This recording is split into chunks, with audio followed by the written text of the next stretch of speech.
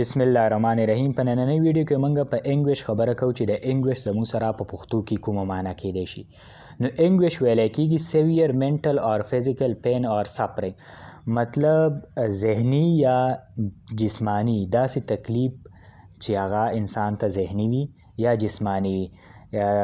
ذهني طور انسان د داسې حالاتو نه تیریږي چې هغه ته تکلیف ورکوي، یا بدني لحاظ د انسان په بدن کې څه مسله ده، نو د بدني لحاظ چې هغه ته کوم تکلیف میلاویږي، د دواړو تکلیفونو ته په انګلیش کې انګویش ویلی کېږي. ټیک ده.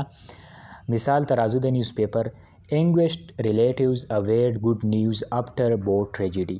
دردیدونکي رشته دار انتظار کوي د ښه خبر وروسته د کشتۍ د المناکې واقعې نه. بوټ ټریجډي د کشتۍ المناکه واقعه.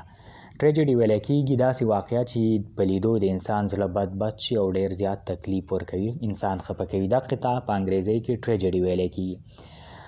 نو د بوټ دا ټریجډي چې کومه ده، کوم چې په یونان کې شوه، چې مختلف خلک پکې بېدرکه وو، مطلب رشته دارو ته دا پته هم نه لګېده چې مړه دي که ژوندي دي.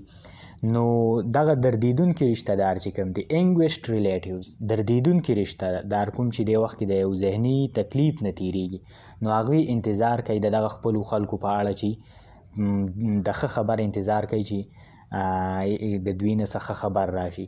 نو دلته مطلب دی تکلیف، داسې تکلیف چې هغه انسان ته ذهني طور وي یا بدني لحاظ کوم تکلیف وي، دغې ته ویلی کېږي انګویش په انګلیش کې.